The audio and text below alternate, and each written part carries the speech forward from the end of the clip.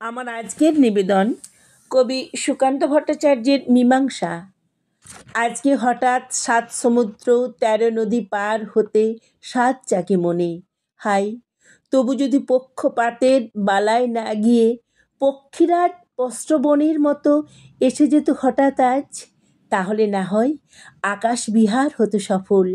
টুকরো মেঘেরা যেতে যেতে ছুঁয়ে যেত কপোল।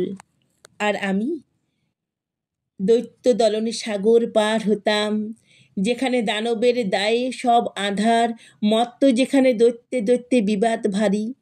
হানাহানি নিয়ে সুন্দরী এক রাজকুমারী, রাজকন্যার লোভ নেই, লোভ অলঙ্কারে। দৈত্যরা শুধু ব্যবস্থা করে চায় তাহারে।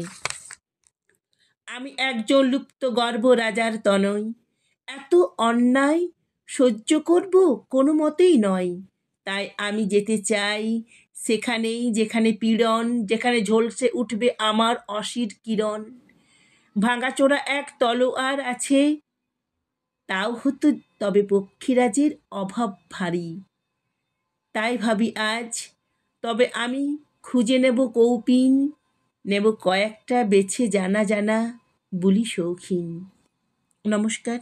কবিতাটি ভালো লাগলে লাইক করবেন এবং কেমন লাগলো তা কমেন্টে লিখে জানাবেন। আবার এরকম কবিতা শোনার জন্য চ্যানেলটিকে অবশ্যই সাবস্ক্রাইব করবেন।